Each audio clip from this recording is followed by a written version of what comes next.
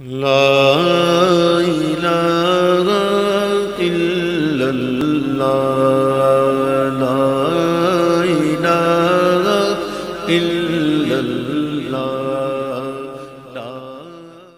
مسئلہ یہ ہے کہ مرید کو شیخ کا ادب کرنا چاہیے، لیکن اس کے لیے شرط یہ ہے کہ مرید جو ہے وہ شیخ کی ظاہر کو پہلے پرکھے، یعنی اندادن بیعت نہ کرے۔ میں اس لیے فلان گدی کا مرید ہوں کہ میرا باپ فلان گدی کا مرید تھا، یہ بات غلط ہے۔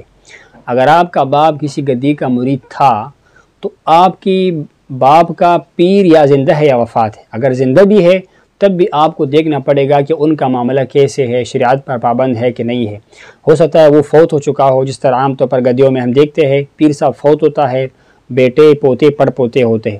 اگر ان کا معاملہ دین کے ساتھ وابستہ ہے، شریعت پر پابندی ہے اور استقامت و تقوی ہے تو پھر تو ٹھیک ہے، استخارہ کرو، مشورہ کرو، ان کے ہاتھ پر ہاتھ دے دو۔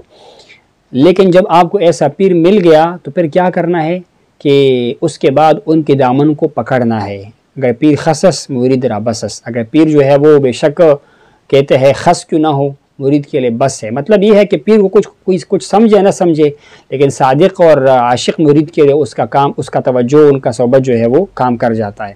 فرماتے ہیں اگر آپ کو ایسا شیخ ملا جو صاحب استقامت و تقوی ہے اور کبھی کبھار ان سے کوئی چیز شریعت کے خلاف ظاہر ہو جائے، کبھی انسان ہے نا غلطی ہو جائے یا اس کی زبان سے کوئی غلط بات نکلے یا کبھی کوئی ایسا کام کرے جو ظاہراً شریعت کے مخالف ہو، تو کوشش کرنا چاہیے کہ اس صورت میں بھی شیخ پر اعتراض نہ کرے۔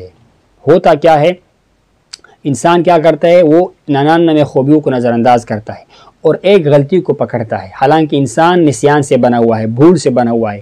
ماں سوائے انبیاء کرام علیہ السلام ان کو اللہ نے معصوم بنایا ہوا ہے، اولیاء معصوم نہیں ہے، محفوظ ہو سکتے ہیں اللہ کی حفاظت میں۔ اللہ کے کرم سے ایسے اولیاء ہے کہ ماں کے پیٹ سے پیدا ہوتے وفات تک اللہ ان کو حفظ امان نہ رکھتا ہے، یعنی اس کو گناہوں سے دور رکھتے ہیں۔ لیکن نص کا عقیدہ یہ ہے کہ معصوم کون ہے، وہ انبیاء ہے، ان کو اللہ نے ہر قسم کی گناہ کبائر سے اور گناہ صغائر تک سے محفوظ رکھا ہوا ہے۔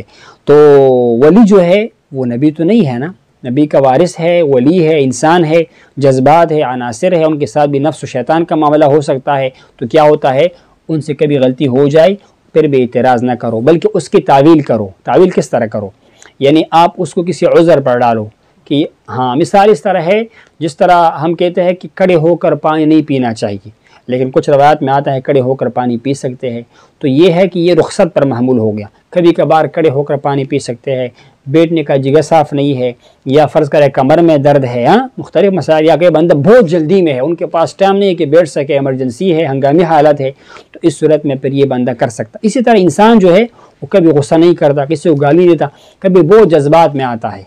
جذبات میں انسان کا عقل جو ہے ایک قسم سے معوف ہو جاتا ہے، زبان سے سخت بات نکل جاتی ہے، تو اس کو عذر پر محمول کرنا چاہیے، اس کو تعویل دینا چاہیے۔ اللہ تعالیٰ ہی قوی ذات ہے، انسان ضعیف ہے، تو پیر چاہے کتنا کامل کیوں نہ ہو، کبھی ان سے اس طرح غلطی ہو جائے، کبھی کبھار، یہ میں دوبارہ عرض کرتا ہوں مسلسل نہیں، کبھی کبھار، تو اس کو عذر پر محمول کرنا چاہیے، اس کا تعویل کرنا چاہیے۔ اگر ہو سکے اس کے قول کو حمل کرے سکر پر یا مجاز پر یا عدم دریافت معنی پر، یعنی ہو سکتا ہے یا تو میرے پیر سے یہ کام سرزد ہوا، اس وقت اس کا ذہن حاضر نہیں تھا۔ کبھی انسان سے غلطی ہو جاتا ہے نا، مثال اس کا اس طرح ہے، بلا تشبیہ، انسان شکار کرنا چاہتا ہے، وہ سمجھتے سامنے شکار ہے، اس پر فائر کرتا ہے، حالانکہ وہ شکار نہیں ہوتا، کوئی انسان ہوتا ہے خدا نخواستہ، تو کیا ہوتا ہے، قتل ہو جاتا ہے، لیکن یہ قتل خطا ہے، یہ قتل عمد کے زمرے میں نہیں آئے گا۔ اسی طرح دوسری بات، اس کو مجاز اور محمول کرو۔ آپ نے ظاہراً یہ سنا کہ شیخ نے کوئی بات کی، یہ بات شاید جھوٹ کے زمرے میں آتی ہے، لیکن اس نے مجاز کا استعمال کیا ہوگا۔ کبھی کبھار ایک لفظ کے دو معنی ہوتے ہیں، یہ فلان شیر ہے، اب شیر سے مراد یہ نہیں ہے کہ وہ 4 پاؤں والا شیر ہے، جانور ہے جو کہ پتے کھاتے ہیں اور لوگوں کو، جانوروں کو چیر پھاڑ کرتے ہیں، نہیں، اس سے مراد کیا ہے، اس سے مراد یہ ہے کہ یہ بہادری میں شیر کی طرح ہے، یا مثال تو فلان گیدڑ ہے، گیدڑ کی طرح بزدل ہے، اس طرح مجاز پر اس کو حمل کرنا چاہیے۔ اور اس کے بعد یہ ہے، یا اس کو حمل کرے عدم دریافت پر، یہ خیال کرے کہ میرے پیر کو شاید اس چیز کا علم نہیں تھا، اس چیز کا کیا تھا، علم نہیں تھا۔ اگرچہ شیخ جو ہے وہ اس کے پاس معلومات ہے، لیکن انسان کا علم ہمیشہ بڑھتا رہتا ہے۔ علم جو ہے حدیث مبارکہ میں ہے، ماں کی گود سے لے کر قبر تک علم ہوتا ہے، تو تو پیر شیخ کتنا بھی اللہ کا بڑا ولی کیوں نہ ہو، ممکن ہے کہ اس سے کیا ہو جائے، کسی مسئلے کا علم نہ ہو۔ مقصد عرض کرنے کا یہ ہے کہ اگر پیر سے کبھی گناہ بھی ہو جائے، غلطی بھی ہو جائے، اکا دکا، تو اس کو حمل کرنا چاہیے عذر پر اور اس سے انکار نہیں کرنا چاہیے۔ فرماتے ہیں بزرگان بھی فرماتے ہیں القطب قد یزنی، کبھی کبھار قطب سے، جو اولیاء کے اندر ایک بہت بڑا مقام ہے، غوث ہے، اسی طرح جناب والا وہ مقام امامت ہے، اس طرح قطبیت ہے، قطب ایک عظیم مقام ہے، تو کبھی کبھار قطب سے بھی عیاذا باللہ زنا ہو جاتا ہے۔ یہ قد یزنی نہیں، کبھی ہو سکتا ہے، یہ نہیں کہ معاذ اللہ وہ بدکار ہو، وہ فاحش ہو، اس کی جو ہے وہ اٹھنا بیٹھنا غلط لوگوں کے ساتھ ہو، لیکن کبھی کبھار زنا ہو جاتا ہے۔ وجہ کیا ہے؟ بوجہ انسان، کہ انسان ضعیف ہے، کمزور ہے، لیکن ایسا اللہ کا ولی کیا کرتا ہے؟ فوراً توبہ کر کے استغفار کر کے دوبارہ اس طرف قدم نہیں رکھتا۔